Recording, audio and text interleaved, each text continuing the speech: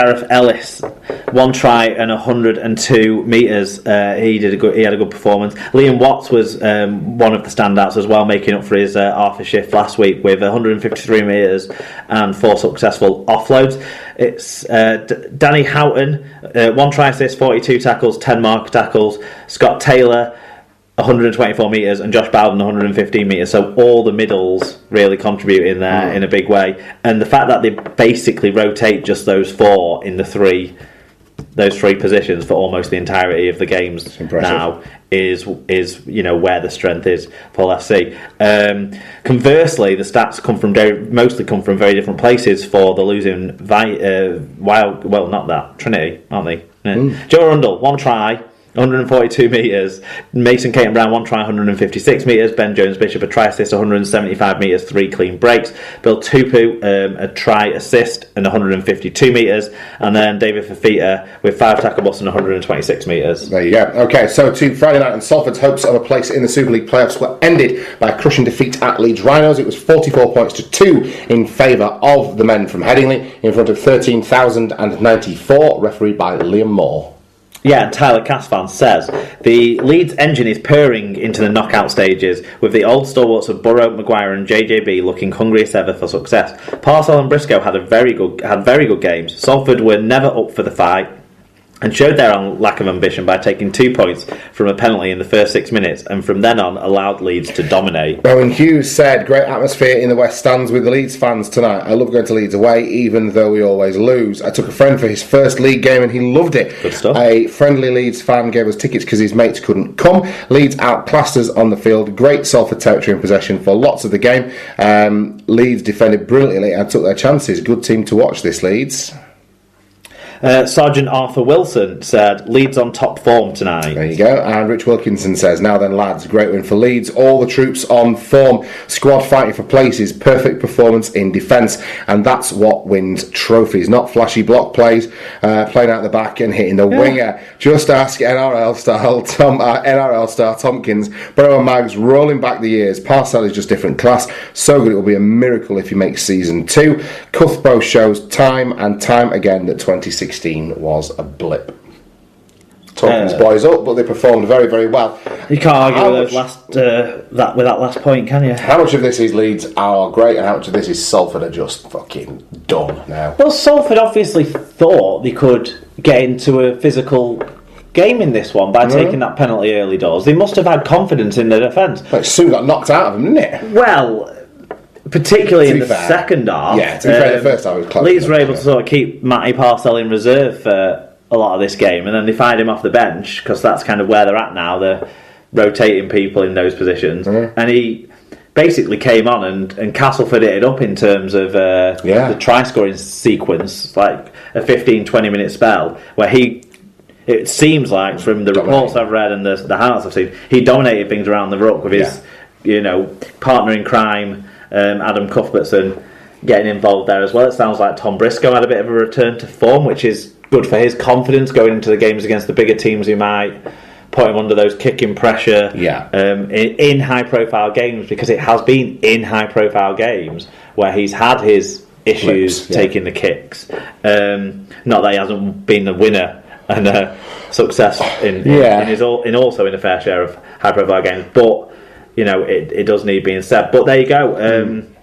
Maybe it could have been different if Jake Bibby's try wasn't ruled out, because that would have got it to potentially 12-8 with half an hour played, and maybe Salford's season wouldn't have been ended. But rampant Leeds in the second half, you've got to say, haven't absolutely. You? Well, the top two sides are absolutely just a street ahead of everybody else at the moment for my money. And fair play to Leeds, they're doing it with that good mixture of experience and youth, aren't they? I mean, if you look at the side that Leeds are putting out in there, there's plenty of academy products in there as well, but the lads, as Rich alluded to, are rolling back the years, so it's a good balance in there. If they can keep everybody fit and firing, and now that they've got the ability to rotate, there'll be a handful for anyone in the playoffs. And unlike last year when none of the players were in any sort of creative form, we've got a lot of players creating, mostly because of that quick dummy half action that they're getting. Well, Matt Parcell but it's hard to stop when Burrow or Parcell get those kind of quick play of the balls, because the other players are reacting to it properly. You know, Joel Moon being in the middle gives you a player who's constantly reacting to that, and Cuthbertson as a prop has such a wide skill set that, you know, it goes well for that kind of quick off the cuff play that they like to get going when they can, and not conceding a try is just a further emphasis of kind of the right direction Leeds are going in towards the end of the season. Yeah. Okay, stats-wise, what do these tell us? Stats are as dominant as the score in Leeds' favour. 11-2 in breaks, 568 more metres, or almost 2 metres per carry better average gain, and to top it off, a 5.6% hugely better team tackle success rate than their opponents too. There you go. So, individually, we've touched on a lot of these people. Who stood out for Leeds? Matty Parcell, 2 tries and a try assist. Brett Ferris kind of contributing again late in the season. So, you know, that might be a good sign as well, because he's either been crap or absent. 1 try and 103 metres. Liam Sutcliffe with a try, 102 metres, 2 clean breaks. Tom Briscoe with a try, 11 tackle busts, 158 metres, 4 clean breaks. And Mitch Garbutt, 183 metres. His sort of role in this team cannot be underplayed, I don't think, as well. Far from it. And for Salford, anybody do anything? Well, a couple of people put in decent tackle shifts. So George Griffin with 41 tackles and Tyrone McCarthy with 41 tackles. 10 of those were marker tackles, so extra work for him there. Well done. Of course you are, Tyrone. Okay. At the same time, then down at the Totally Wicked Stadium, St Helens moved into the Super League playoff places with a victory over the Huddersfield Giants, 40 points to 16 in favour of the Red V in front of 9,419, refereed by Gareth Hewer. And we saw it with Neil Connolly. It feels like it's been ages since we've heard from Neil. It's always a pleasure. So it's good to have him back on board with his game reviews. He just simply said Barber and Roby outstanding. Okay, St David says, well, you can only beat what's in front of you. Nevertheless, Saints much better with the ball, with Lomax Barber connection looking very potent. Some lovely tries based on big meters from the front three. Barmax and outside. Barmax. And the outside backs. The Pies loss puts this back in our hands. Come on, you Saints. Well, we'll get to the Pies loss in a bit. Let's talk about this game in context, though, because the thing that I took out of this, obviously Huddersfield's season was over, and it would have been a big surprise if they'd come away from this with anything like a win. But the kind of tries that you saw in this show me the project and the arc that Justin Holbrook has taken them on since taking over, and admittedly he's brought Ben Barber in, and that was probably Barber's best display in a Saints jersey as well. First real display of any sort of excitement, exactly. Wasn't it? But the calibre of the tries that they're scoring and the way that they're playing now, you can definitely see a pronounced difference between what they were doing at the start of the season under Kieran Cunningham and the brand of rugby league they're playing now under Justin Holbrook, and I would say it's infinitely more entertaining and garnering victories for them as well. Yeah, particularly Grace's try, Lomax's second try, which had the break from Grace, and Barber's try as well. They were all highlighting all those sorts of things, that pace, that kind of elusiveness and execution on the back end of it, which is exciting to see for St Helens fans, because they've not seen exciting attacking rugby for probably 4 years.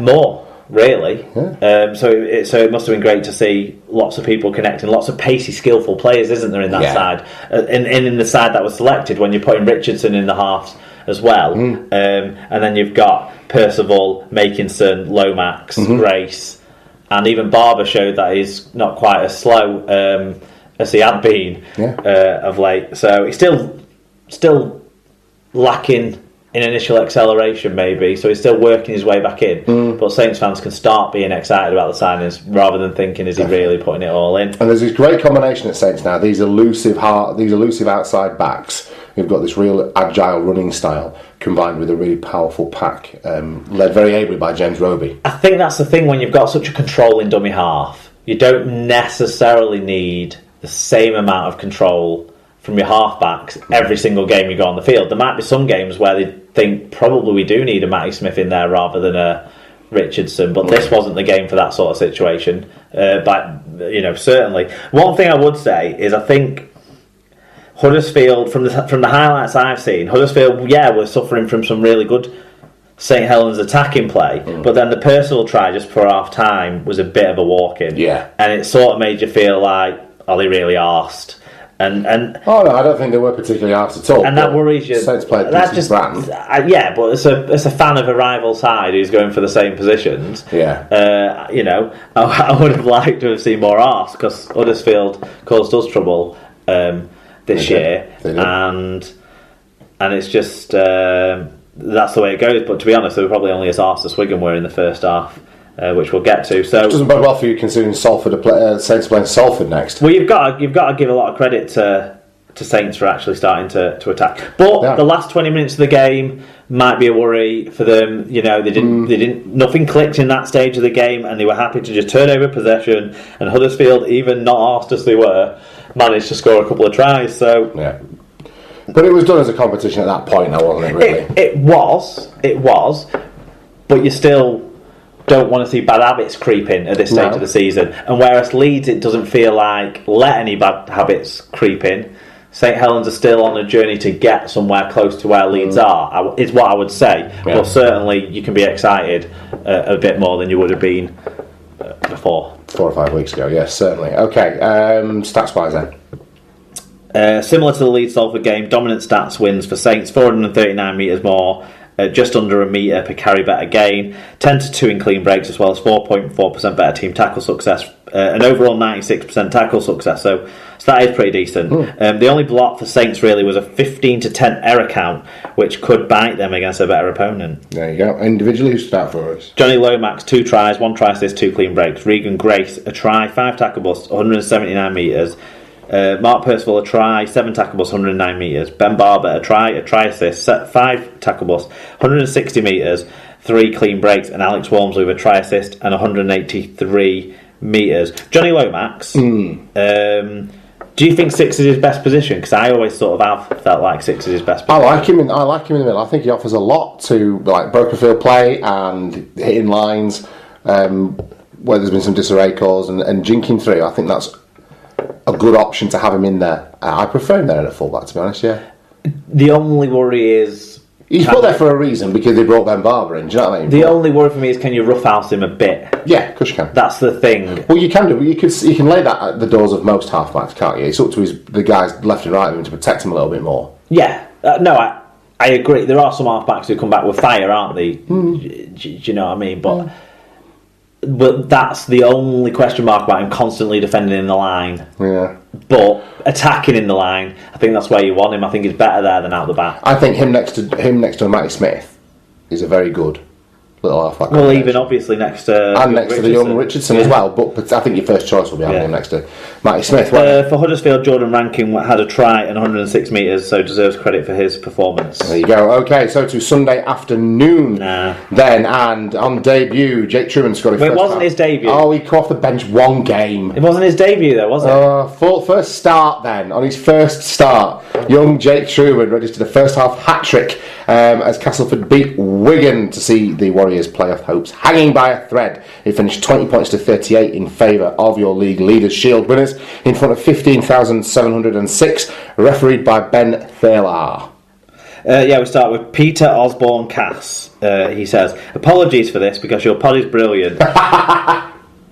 Well, that's what he said. I just read ahead. Yeah, beat those smug pie eating gets yet again. Wigan talked us down all week and we beat them without our 6 and 7 playing. Jake Truman looks like a great prospect. Keep Gailey and bubble wrap for the grand final. Come on, you four. Yeah, he looked like a great prospect when he was at our academy as well. Tyler Cass fan said, apologies to the Tigers. I actually tipped them to lose on Super Brew. I should know better. After all, they've answered almost every question asked of them so far this year. Another blistering first half put this game virtually beyond doubt. Wigan finally turned up after 50 minutes and caused a few problems, but the damage had already been done. White pie. Sorry, where am I at? White pie. 3 words. Absolutely fucking woeful. There you go. Fatboy Rob says Wigan didn't look interested. Brackets. Maybe they were just down about the absence of Sean O'Loughlin. And Cass just blew them away in the first half with some well-worked tries coupled with a lot of solid defence. Truman bagged a debut asterisk hat trick and set up one more before Cass took their foot off the gas in the second half. The result was ever in doubt, but Wigan's mini comeback should give them hope that they can hang on to 5th place. I think that's the thing, we can't. We either finish 4th or 6th or in the top 4. 3rd, 4th or 6th are their options. Yeah.